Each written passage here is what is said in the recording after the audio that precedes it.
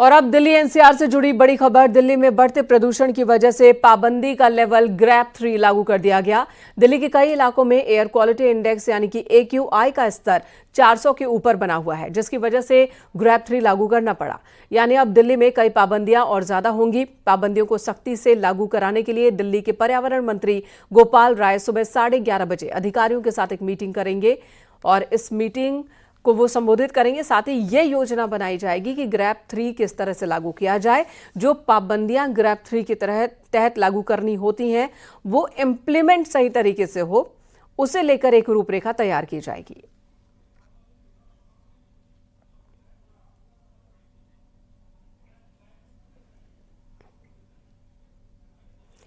Grab 3 के तहत कौन कौन सी पाबंदियां होती है ये भी आपको बता दें। सभी तरह के कंस्ट्रक्शन काम पर रोक इस के तहत लगा दी जाती है, जैसे घर या भवन का निर्माण, कहीं भी तोड़फोड़ करना, ये अभी इस पर पाबंदी है, नहीं किया जा सकेगा। इसके अलावा खुदाई के ऐसे काम जो बहुत ज़रूरी नहीं है उन पर भी रोक रहेगी। कच्ची सड़कों पर गाड़ियों के चलने पर पाबंदी होगी। मलबे का ट्रांसपोर्टेशन नहीं होगा। ईंट के भट्टे बंद कर दिए जाएंगे क्योंकि वहां से पॉल्यूशन बहुत ज़्यादा निकलता है। धुआं के साथ साथ धूल भी बहुत ज़्यादा निकलती है इस वजह से। इसके अलावा 8वीं तक के स्कूल बंद होंगे जब तक कि ग्रैप 3 लागू होगा। क्लास ऑनलाइन चलाई जा सकेंगी। इसके अलावा दूसरे राज्यों के उन डीजल बसों को दिल्ली में आने की अनुमति नहीं होगी जो BS6 नहीं है।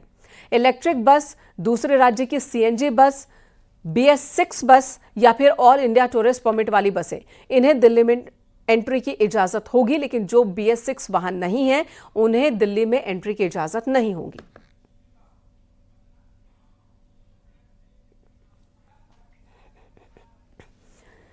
मौसम में तब्दीली होने के साथ ही गाजियाबाद में भी पॉल्यूशन का स्तर बढ़ गया है। आज सुबह गाजियाबाद का AQI 336 था, जो रेड जोन में आता है और बेहद घातक है। पूरे शहर में सफेद रंग की चादर नजर आ रही है। ऐसा लगता है सफेद चादर से ढक गया हो पूरा शहर।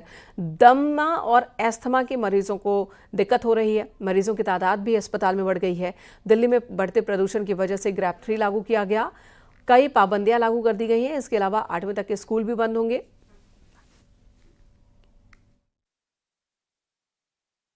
मौसम में तब्दीली होने के साथ साथ ही दिल्ली NCR सहित गाजियाबाद में लगातार पोल्यूशन का स्तर बढ़ता चला जाता है। यही कारण भी है। एहतियात के तौर पर जहां NGT कई सख्त कानून बनाती है, तो वहीं आज से दिल्ली में ग्रैप 3 भी लागू कर दिया गया है। तस्वीरें मैं आपको दिखाना चाहूंगा। जहां तक भी आपकी नजर जाएगी वहां तक एक धुंध का साया आपको नजर आ रहा होगा। सोचने वाली बात यह है, इसे स्मॉग कहा जाए या फॉग कहा जाए। आज के अगर AQI लेवल की मैं बात करूं तो सुबह का AQI लेवल 336 है, जो कि रेड जोन में आता है और बेहद घातक भी है। पड़ोस से ही सटे दिल्ली में आज से ग्रैप 3 लागू कर दिया गया है, जिसके चलते अब आप घर में कोई कंस्ट्रक्शन काम नहीं करा सकते हैं, कोई गहरी खुदाई नहीं कर सकते हैं। इतना ही नहीं, दिल्ली में अन्य प्रदेशों से आने वाले वाहनों की एंट्री पूर्णतः बंद कर दी गई है। सिर्फ वही वाहन दिल्ली में एंट्री कर पाएंगे जो BS6 वाहन है, वही दिल्ली में अंदर एंट्री कर पाएंगे। इतना ही नहीं, 8वीं क्लास तक के तमाम जो स्कूल हैं उनको भी बंद कर दिया गया है। तमाम जो क्लासेस होंगी 8वीं तक क्लास तक की, वो ऑनलाइन चलने वाली हैं। हालांकि गाजियाबाद में भी ग्रैप 2 लागू हुआ था, उसके बाद से कई एहतियातन यहाँ पर काम भी किए गए। नगर निगम द्वारा लगातार छिड़काव किया जा रहा है। वहीं दूसरी ओर जो पुरानी बसें या डीजल की जो बसें हैं या वाहन है, उनको भी लगातार RTO विभाग द्वारा सीज किया जा रहा है। दिल्ली में स्मॉग का कहर जारी है। यहां प्रदूषण थम नहीं रहा। कई जगहों पर AQI 400 के पार है। आनंद विहार इलाके की बात की जाए तो ये सबसे ज्यादा प्रदूषित इलाकों में शामिल है। वजह ये कि यूपी और दिल्ली का एंट्री पॉइंट है। यहां पर गाड़ियों की आवाजाही ज्यादा होती है। दिल्ली में GRAP 3 लागू हो गया है, यानी कि अब कड़े मेजर्स जो है वो अपनाए जा रहे हैं प्रदूषण से लड़ने के लिए। इस वक्त मेरी मौजूदगी है दिल्ली के आनंद विहार में, और यहाँ अगर मैं आपको दिखाऊं, एक तरफ आपको आनंद विहार का बस अड्डा दिखता है तो दूसरी तरफ ये कौशाम्बी का बस अड्डा दिखता है। अभी तो इसमें जितनी भी गाड़ियाँ नज़र आ रही हैं वो CNG गाड़ियाँ ही नज़र आ रही हैं। अब GRAP 3 लागू होने के बाद BS3, BS4 इंजन वाली 4 पहिया जो वाहन है उनकी दिल्ली में एंट्री चाहे वो गाजियाबाद से हो, दूसरी तरफ गौतम बुद्ध नगर से हो, फरीदाबाद से हो, गुड़गांव से हो, दिल्ली में वो उन एंट्रियों को बैन कर दिया गया है। इसके साथ साथ ही लगातार पानी के छिड़काव को तेज़ करने का भी निर्देश दिया गया है सड़कों में। और आनंद विहार इस वक्त जहां पर हम मौजूद हैं, अभी भी यहां पर 444 के लगभग AQI बना हुआ है, जो कि खतरनाक स्थिति पे है। आनंद विहार उन जगहों में से है जहां पर सबसे ज़्यादा प्रदूषण रहता है। उसका कारण यही है कि ये एक इंटरकनेक्टिंग पॉइंट है जहां पर यूपी और दिल्ली का जो ये बीच का पॉइंट है, यहाँ पर यूपी से आने वाले तमाम लोग इसी जगह से दिल्ली में जाते हैं।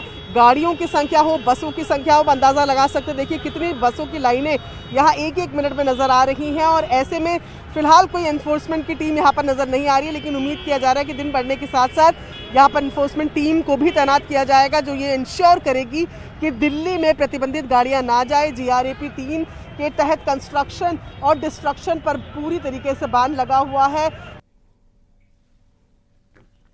बागपत में 150 करोड़ रुपए की GST चोरी के मामले में आयकर विभाग की टीम ने स्क्रैप कारोबारी सभासद नजीर अहमद के घर पर छापेमारी की। 200 बोगस कंपनियां बनाई। तकरीबन 150 करोड़ रुपए की GST चोरी का आरोप है। सभासद नजीर मलिक और उनके 2 बेटों समेत 6 लोगों को GST टीम अपने साथ ले गई।